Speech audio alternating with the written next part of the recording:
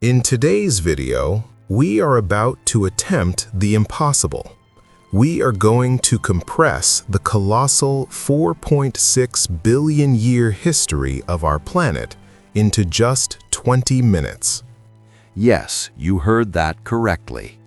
Our journey will begin at the very birth of Earth, witnessing how a world was forged from fire, lava, and cosmic collisions. We will walk through the age of giants, seeing the rise of the dinosaurs and the catastrophic event that wiped them out. From the ashes of that destruction, we will follow the incredible rise of mammals, starting from tiny, frightened creatures to the first spark of human consciousness. We will trace the epic migration of Homo sapiens from the heart of Africa to the frozen corners of the world. And finally, we will arrive at the cradle of civilization, the Indus Valley, where lies a mystery that remains unsolved to this day. If you enjoy deep, well-researched documentaries that unravel the secrets of our existence, please make sure to subscribe to the channel. Creating a timeline this vast requires hours of research and effort, and your support means the world to us. Travel back 4.5 billion years. Forget the blue skies and green forests you see today. The Earth back then was a place of nightmares, a boiling, churning sphere of fire. There was no life, no water, no silence. The ground beneath was molten magma, constantly erupting. The sky was not blue, but a choking haze of smoke, ash, and toxic gas. Asteroids bombarded the surface relentlessly, keeping the planet in a permanent state of chaos. For millions of years, this was Earth, a hellscape of fire and storms. But then something changed. As the planet slowly cooled, the skies opened up. It began to rain. This wasn't a gentle shower. It was a deluge that lasted for millions of years. This relentless downpour cooled the scorching crust and filled the deep basins of the Earth, creating the first primordial oceans. Yet, even with all this water, the planet was not ready for us. The atmosphere was a lethal cocktail of carbon dioxide, methane, and sulfur. Oxygen, the breath of life, was nowhere to be found. But deep within these toxic oceans, a microscopic miracle occurred. The first spark of life flickered into existence. Tiny single-celled organisms began to drift in the warm waters. Among these early life forms were cyanobacteria. These tiny heroes did something revolutionary. They started releasing oxygen. Slowly, over eons, the atmosphere transformed. The sky turned blue. The air became breathable. Life became complex. Plants colonized the land, creating vast forests, setting the stage for the arrival of Earth's most famous rulers. About 230 million years ago, during the Triassic period, a new kind of creature emerged: the dinosaur. At first, they weren't the giants we see in movies. They were small, agile, some no bigger than a fox, sprinting through the undergrowth. But nature had grand plans for them. Over the next few million years, evolution pushed them to extremes. They grew in size, power, and diversity. Some became massive herbivores, gentle giants grazing on treetops. Others evolved into terrifying predators with serrated teeth and razor-sharp claws. They conquered every corner of the globe, from the dense jungles to the open plains, from the swamps to the mountains. They needed food, territory, and dominance, and nature provided it all. But here comes a twist in our tale. Dinosaurs became the undisputed masters of the planet, much like humans are today. But as the Jurassic period dawned, their size spiraled out of control. This was the era of giants. Take the Brachiosaurus, for instance. Standing 85 feet tall and weighing over 40 tons, it was like a walking fortress. But even he wasn't the biggest. Enter the Titanosaurus. These beasts were so colossal that if one lay down in a modern stadium, it would crush the entire field. Their long necks allowed them to feast on leaves that no other creature could reach. Imagine snacking from the top of a 10-story building. This size wasn't just for show, it was a survival strategy. Being that big meant fewer predators dared to attack you. Imagine the sound of that era. A quiet forest suddenly interrupted by the rhythmic, earth-shaking thud of a titanosaur's footsteps. Dust clouds rising with every step, the ground trembling. It was a golden age for these creatures. They were the rulers of the world, and it seemed their reign would last forever. But the universe is unpredictable. 66 million years ago, a silent assassin was traveling through the vacuum of space. An asteroid, roughly 10 to 15 kilometers wide. To the naked eye, it was just a rock, but it was traveling at 70,000 kilometers per hour. It struck Earth near the Yucatan Peninsula in modern-day Mexico. The impact was cataclysmic. In a split second, an explosion billions of times more powerful than an atomic bomb ripped through the crust. Everything within thousands of kilometers was vaporized instantly. The ground liquefied. Massive tsunamis thousands of feet high raced across the oceans, drowning continents. But the initial blast was just the beginning. The impact threw billions of tons of dust, rock, and ash into the atmosphere. The sky turned black, the sun vanished, the forests caught fire, and the planet was plunged into a nuclear winter. The dinosaurs, who had ruled for millions of years, found themselves in a world that was cold, dark, and dying. The plants withered without sunlight, the herbivores starved, the carnivores turned on each other, and then they too perished. It was the Cretaceous-Paleogene extinction event, history's most brutal reset button. The mighty dinosaurs didn't die because they were weak. They died because they were unlucky. A single rock from the cosmos ended an empire that had lasted 160 million years. When the dust finally settled and the sun pierced through the clouds again, the silence was deafening. The monsters were gone, but in the debris, something stirred.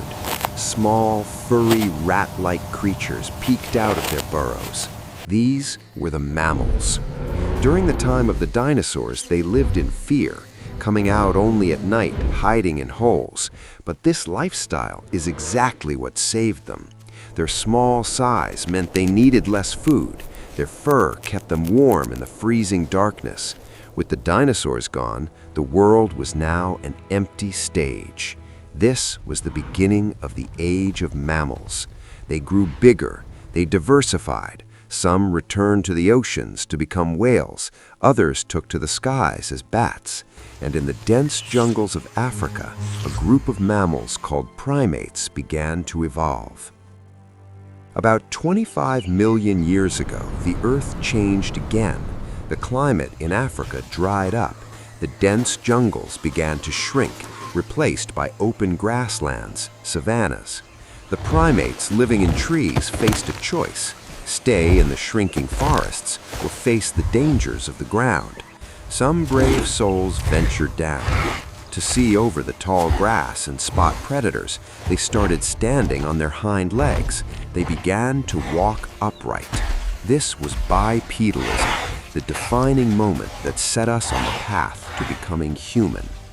Fast forward to about 300,000 years ago, in East Africa, a new species emerged, Homo sapiens, us. We weren't the only humans around. There were others, Homo erectus, the upright man, and Homo habilis, the handyman. But Homo sapiens had a secret weapon, a massive, energy-hungry brain. Our physical bodies were weak compared to a tiger or a bear. We didn't have claws, sharp teeth, or thick armor, but we could think, we could plan, we could remember. Life back then was a brutal struggle. Early humans were hunter-gatherers. They didn't have permanent homes. They lived in caves or temporary shelters, constantly moving in search of food.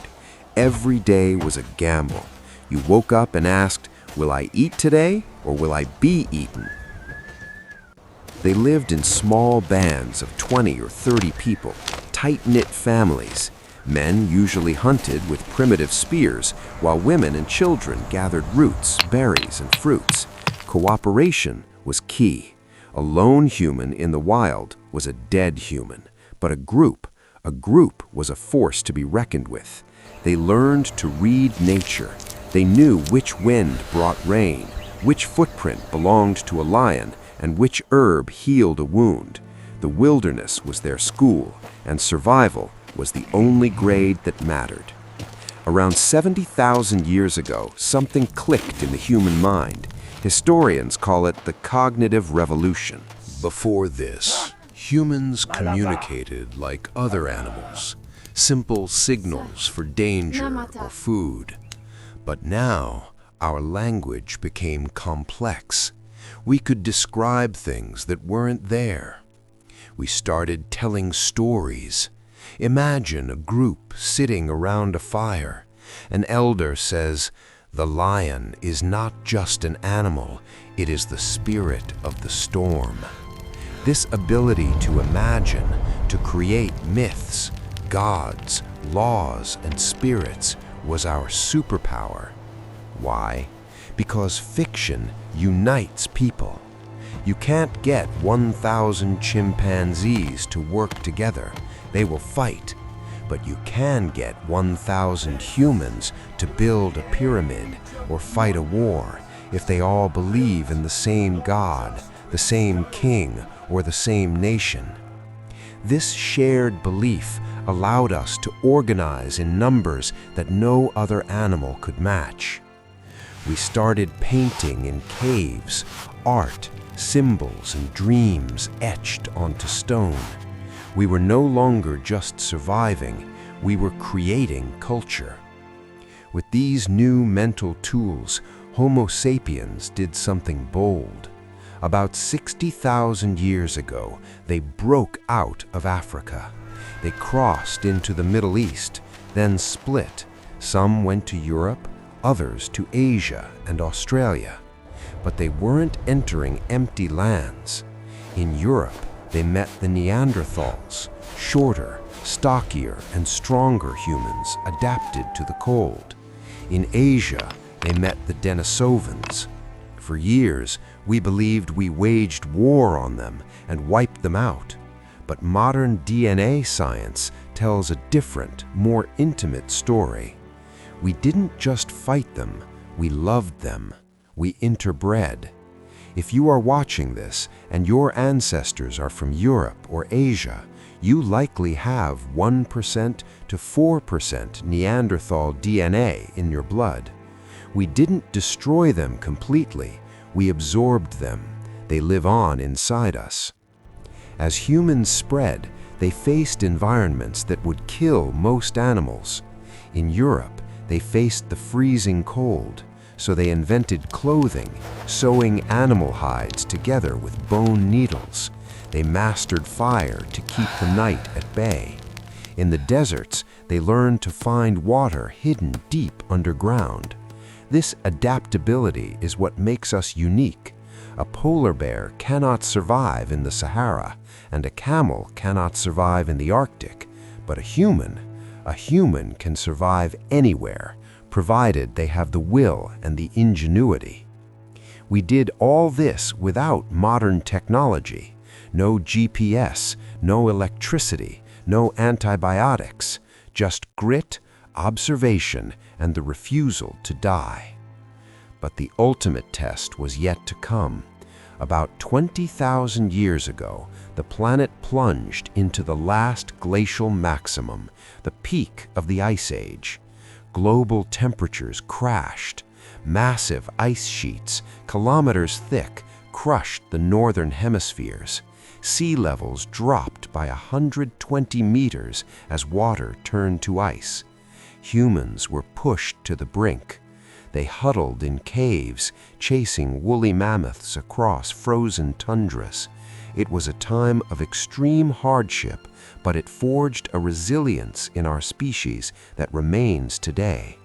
Then, the sun returned. About 11,000 years ago, the ice began to melt. The world became warmer, wetter, and greener. Rivers flowed where glaciers once stood. And here, humans made the most significant decision in history. For millions of years, we had chased our food. We were nomads. But now, looking at the fertile land, someone asked, what if we don't have to chase it? What if we can grow it? This was the Neolithic Revolution. We planted seeds, wheat, barley, rice. We tamed wild animals, turning wolves into dogs and wild oxen into cows. We stopped wandering. We built permanent houses. We built fences. We built the first villages. This changed everything. For the first time in history, we had surplus food. We had extra grain stored in granaries. This meant that not everyone had to search for food all day. Some people now had free time. Time to think, time to invent, time to build. With free time came innovation. People started experimenting. They molded clay into pottery. They spun cotton into cloth. And then they discovered magic in the rocks. They found copper. When melted, this rock could be shaped into strong tools and weapons. The Stone Age was ending. The Metal Age had begun. Villages grew into towns, and towns grew into cities. But a city needs more than just houses. It needs a system. People settled near great rivers because water was the source of life. In Mesopotamia, modern Iraq, between the Tigris and Euphrates rivers, the first great cities, like Ur and Babylon, rose from the dust. They built massive temples called ziggurats. They invented writing, cuneiform, to keep track of trade. They wrote the first laws. Meanwhile, thousands of kilometers to the east, along the banks of the Indus River, in India and Pakistan, a mysterious and advanced civilization emerged. The Indus Valley Civilization. The people of Harappa and Mohenjo-Daro were master engineers. While the rest of the world was living in chaos, they built planned cities. Their streets were laid out in perfect grids. They had multi-story brick houses. They had the world's first urban sanitation system, gutters and drainage that rivaled modern engineering. But the most fascinating part? We haven't found grand palaces or stockpiles of weapons there. It seems they were a society focused on trade, craftsmanship, and peace. They traded with Mesopotamia, connecting the ancient world in a web of commerce. As society grew complex, equality disappeared. In the hunter-gatherer days, everyone was equal, but in cities, we needed leaders. Classes emerged. Farmers worked the fields to feed the city. Artisans built tools. Soldiers protected the walls. And at the top sat the kings and priests. The king wasn't just a ruler. He claimed to be chosen by the gods. Religion became the glue that held these massive populations together. It justified the hierarchy. The farmer gave his grain to the king, not just because of the sword, but because he believed it was the will of the heavens. From a fiery rock floating in space to a creature that builds cities and reaches for the stars, this has been our journey. We survived volcanoes, asteroids, ice ages, and predators to become the architects of our own destiny. And that brings us to the end of this epic saga. We covered 4.6 billion years in just 20 minutes. But history doesn't stop here. The story continues with us. If you managed to watch this entire journey, comment down below with "I am a survivor." It lets us know who the true history buffs are. Also, tell us which era of history fascinates you the most, the age of dinosaurs or the rise of ancient civilizations. Let us know in the comments. Don't forget to hit that subscribe button and ring the bell so you never miss a documentary. Thank you for watching, and see you in the next video.